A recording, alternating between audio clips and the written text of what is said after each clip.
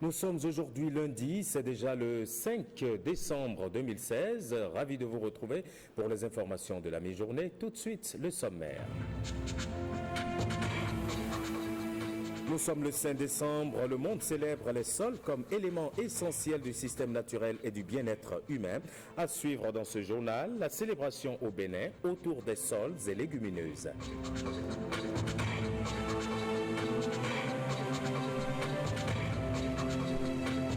À la une également, la démolition à Parakou de l'ancienne gare routière. La mairie, la préfecture et les forces de sécurité ont démoli tout ce qu'il y avait comme bâtiment érigé sur le site. Enfin, on vous emmènera à la foire de l'intégration de l'UEMOA pour vous annoncer que les artisans béninois ont eu du soutien. C'est celui du Fonds national pour la promotion de l'artisanat. En voilà pour le sommaire. Bonjour et bienvenue à tous. On commence par ce carnet noir. Kamarou Fassassi n'est plus. L'ancien ministre et plusieurs fois député a tiré sa révérence. C'était ce dimanche au Centre national hospitalier et universitaire Hubert Maga de Cotonou où il a été admis le 2 décembre dernier. Kamarou Fassassi, il faut le rappeler, a été directeur de cabinet du président de l'Assemblée nationale, Maître Adrien Oubedji. C'était de 92 à 95. Il a été ministre des Travaux publics et des Transports et ministre de l'Énergie, de l'Eau et des Mines jusqu'en 2006. C'était sous feu le président Mathieu Kérékou. Après 5 mois passés à la tête de l'ORTB, Georges Hamelon cède son fauteuil à Joël Rondolo, le nouveau directeur général par intérim de l'office. La passation de charge a eu lieu ce matin à la direction générale en présence du représentant du ministre, des collègues, des parents et des amis. Pour le directeur général sortant, les chantiers pour le rayonnement de l'ORTB sont vastes et il espère que les réformes engagées seront poursuivies. Quant à lui, Joël Rondolo rassure de sa volonté de travailler avec tout le personnel sans exclusif. Le point de la cérémonie de passation de service, ça va être dans nos prochaines éditions avec Rachida Biomamo. Nous sommes bien sûr aujourd'hui le 5 décembre et on célèbre les sols. C'est la journée mondiale dédiée à cet élément essentiel du système naturel et du bien-être humain. Thème retenu cette année, sols et légumineuses, une symbiose pour la vie. Occasion de plaidoyer pour une meilleure connaissance, une bonne gestion de la fertilité des sols en vue d'une production agricole durable, gage d'une sécurité alimentaire. Clotaire Aouetou, Francis Faton. Le sol, élément essentiel pour la vie, réservoir d'éléments nutritifs, réceptacle et support de toutes choses, les sols restent le fondement de l'agriculture et assurant ainsi plus de 95% des besoins alimentaires. Gestion durable des sols et agriculture durable, c'est le condensé du thème retenu à la faveur de cette journée mondiale des sols. Sols et légumineuses, une symbiose pour la vie. L'objectif ici est de créer des conditions optimales de mobilisation des différents acteurs et les ressources pour des actions de prévention et de lutte contre la dégradation des sols. Les sols sont les fondements de l'agriculture et le milieu dans lequel presque toutes les espèces végétales alimentaires se rensinent et poussent. Éliminer la faim, assurer la sécurité alimentaire, améliorer la nutrition et promouvoir l'agriculture durable. Tel est le deuxième objectif de développement durable du programme de développement durable à l'horizon 2030. Les sols constituent un écosystème assurant plusieurs fonctions. Ils sont la base pour l'alimentation humaine et animale, la production de fibres et de combustibles et de services pour les écosystèmes et le bien-être humain. Ils sont le réservoir pour au moins un quart de la biodiversité mondiale et nécessitent donc la même attention que la biodiversité au-dessus du sol. Ils constituent le plus grand magasin du carbone terrestre, donc leur préservation peut contribuer à l'atténuation et à l'adaptation au changement climatique. La question de l'insécurité alimentaire, donc de lutte contre la faim, est intimement liée à la question de la protection de la réhabilitation des sols, leur meilleure connaissance, leur conservation et la gestion de leur fertilité en vue d'une production agricole durable justifient la célébration de la présente journée. Le Bénin, à l'instar des autres pays du monde, a célébré ce samedi la Journée internationale des personnes handicapées. Cette 21e édition est placée sous le thème « Assez pour survivre, mais aussi pour vivre ». C'est Boycon qui a accueilli les manifestations officielles. Gilles Dansou aurait la Plogan. Selon les résultats du 4e recensement général de la population et de l'habitat en 2013, l'effectif des personnes handicapées au Bénin était de 92 364 personnes, soit 0,92% de la population. La journée du 3 décembre est dédiée à ces personnes. Plus qu'une question de charité, plus qu'une question d'assistanat, la question du handicap constitue aujourd'hui une question de développement. Selon le rapport mondial sur le handicap, conjointement produit par l'Organisation mondiale de la santé et la Banque mondiale, plus d'1 milliard de personnes dans le monde vivent avec un handicap, soit environ 15%.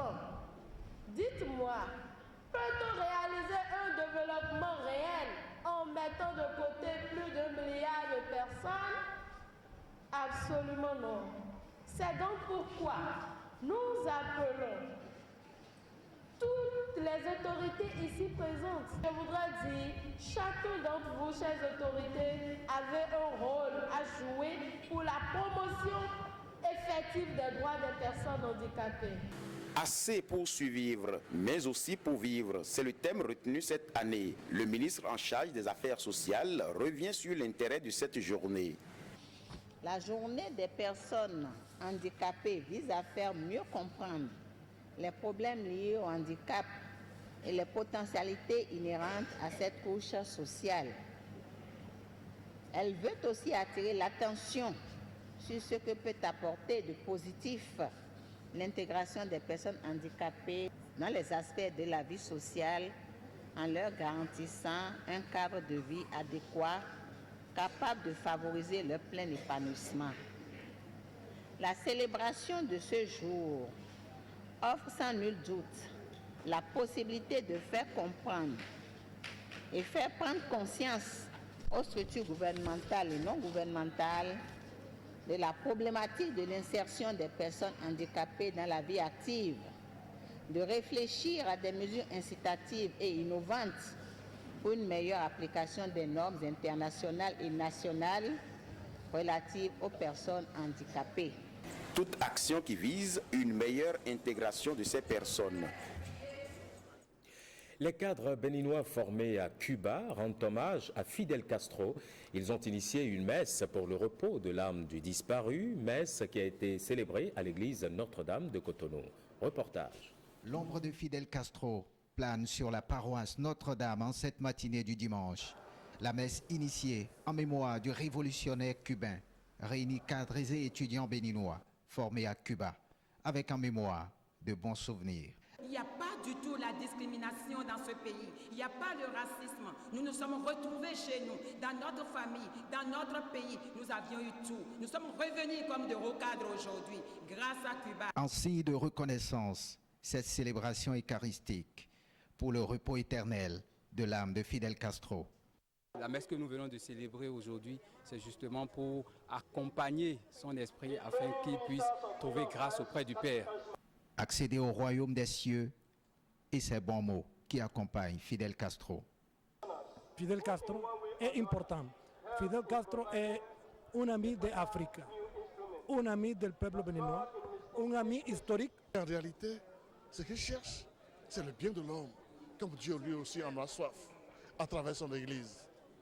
Le bien des pauvres, des démunis, des opprimés, des humbles, des exploités, pour qu'ils aient une vie meilleure, d'hommes, dignes, libres, épanouis dans le monde.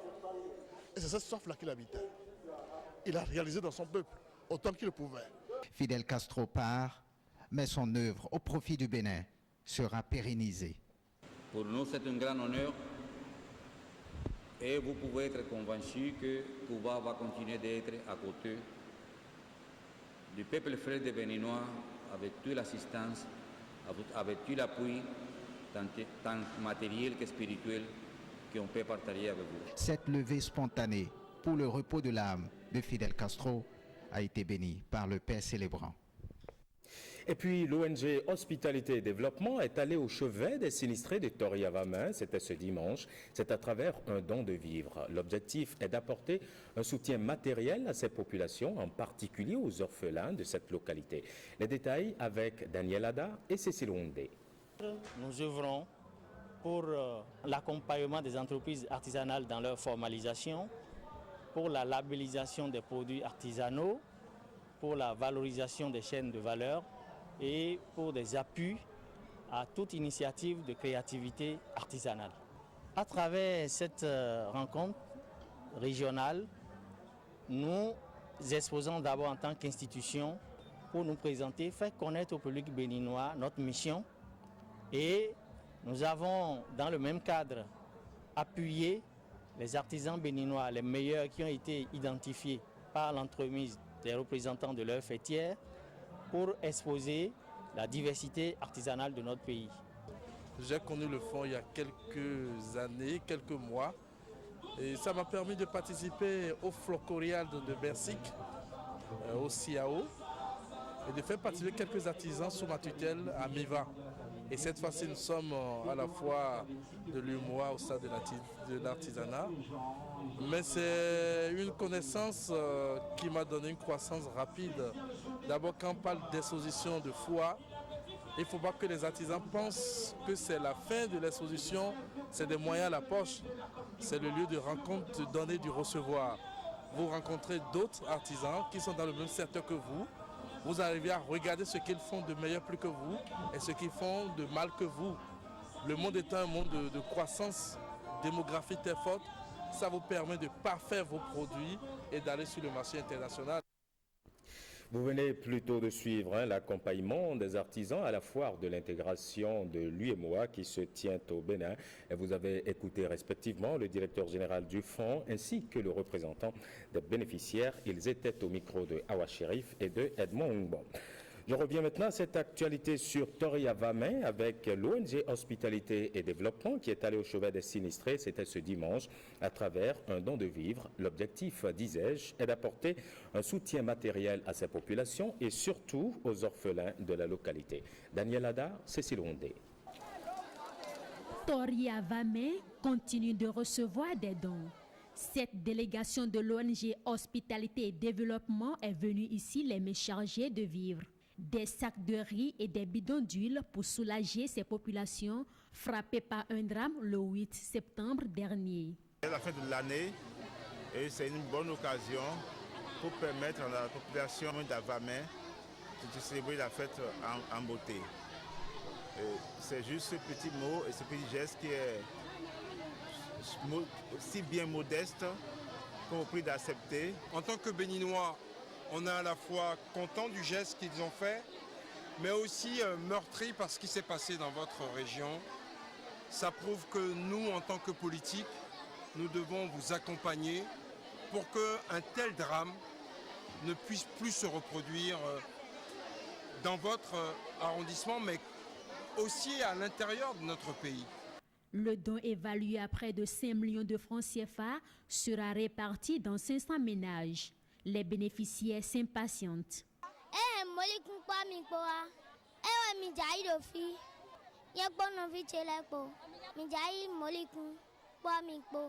La particularité de votre geste aujourd'hui, c'est de penser aux enfants particulièrement, pour qu'eux aussi puissent participer à la fête. Il y en a certainement, vous ne pouvez pas savoir, qui le jour de la fête vont manquer certainement de kilos de riz qu'ils vont manger. Je suis ému et votre geste me va droit au cœur. L'ONG Hospitalité et Développement, soutenue par la Galerie Valois et des antiquaires Saint-Germain de près de Paris, mène des actions dans le domaine social et culturel depuis 2008 au Bénin. Elle entend renouveler l'opération de dons dans cette localité tous les 3 mois sur une année. Direction Parakou, le transfert de la gare routière centrale est effectif depuis ce jeudi. La mairie, soutenue par la préfecture et les forces de sécurité, a procédé à la démolition de tout ce qu'il y avait comme bâtiment érigé sur le site. Katnel Kako, Federbe Agbado.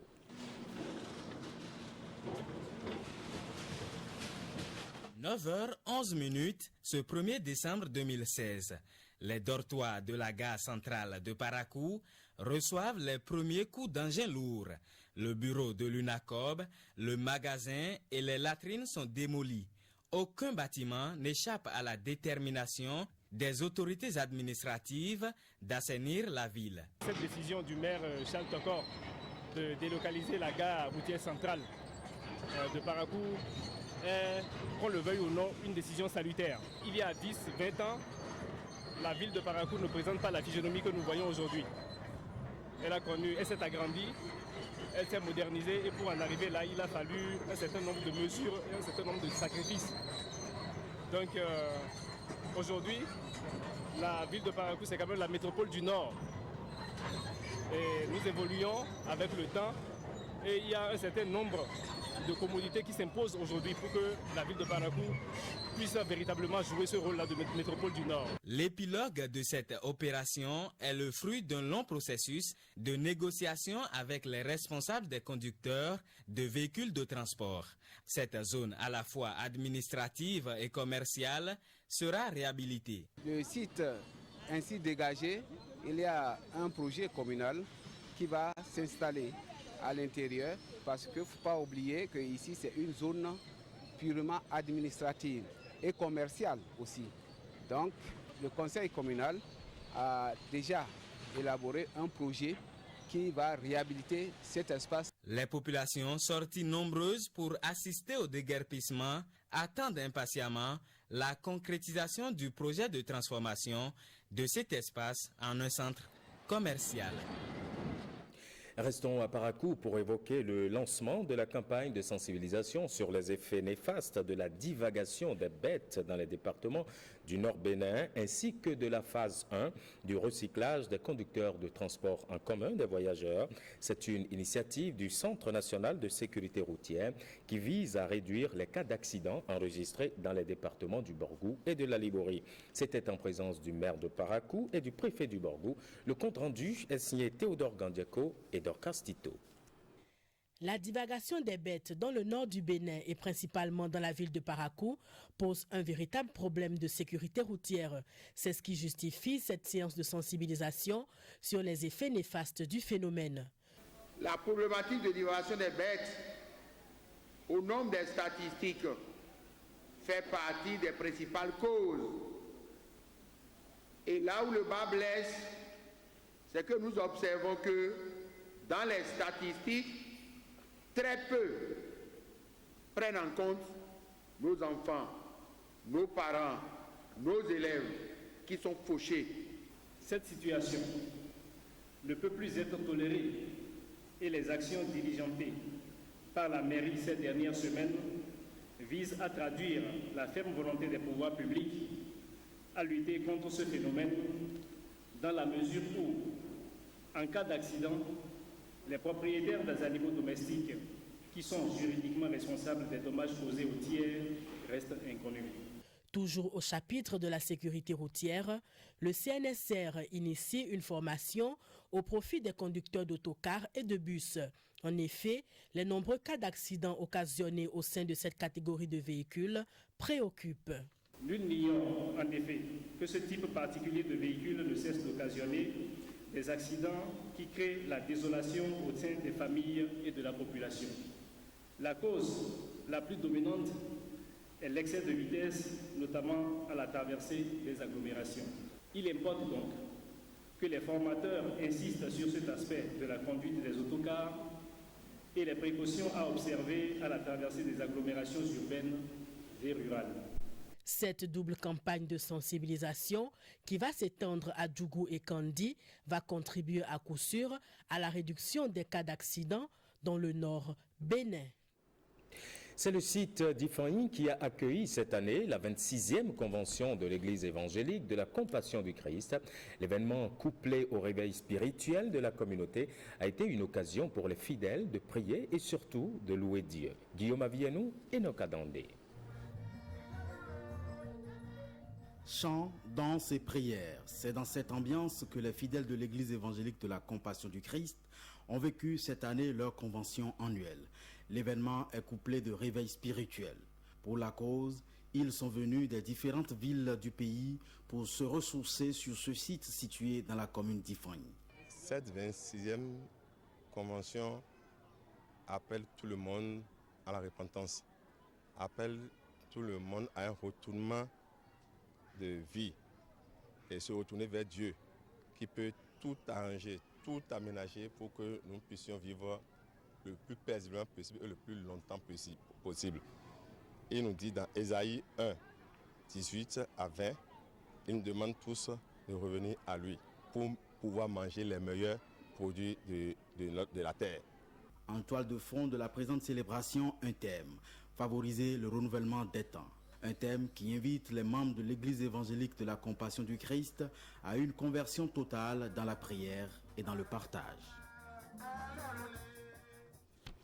Et nous terminons ce journal avec ce publi-reportage de Vlisco qui souffle sa 172e bougie au Bénin autour d'un défilé de mode riche en couleurs.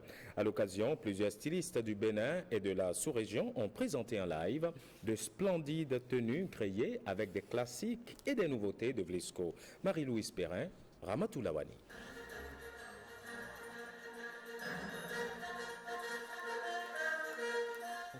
Spécial défilé de mode dédié aux femmes africaines passionnées du tissu Vlisco. Événement inédit qui marque les 170 ans du pagne sous le regard de la première dame, Claudine Talon. La soirée, c'était pour deux choses importantes. La première, lancer les festivités de fin d'année. Et la seconde, rappeler les célébrations des 170 ans de la marque Vlisco. Nous sommes maintenant au point le plus culminant de ces célébrations.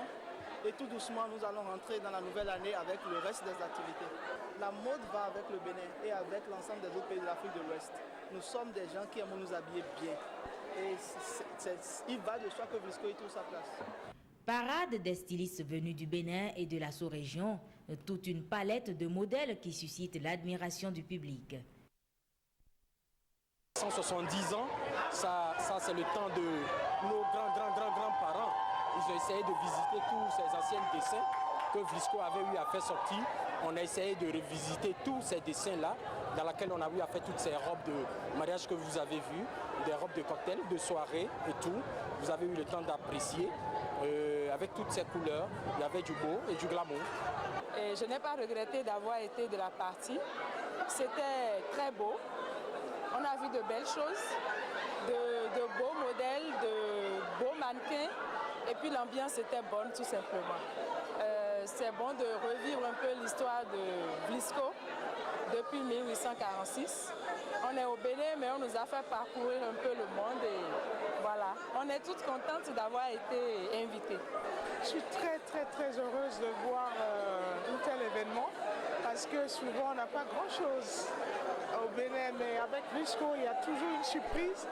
Et aussi, ce qui fait plaisir, c'est de voir toutes les dames. La première dame était là, tout le monde était là, très bien habillée en Vlisco. Ça fait plaisir de voir tous les modèles. À part ce qu'on voit sur le podium, c'est vraiment un plaisir. Soirée riche en couleurs, elle renforce ainsi la notoriété de Vlisco, mise en exergue par la diversité de ses couleurs et de ses motifs qui le caractérisent. Et voilà qui referme cette édition. Merci à toutes et à tous de l'avoir suivi. Prochain rendez-vous de l'information sur l'ORTB, c'est tout à l'heure à 16h30.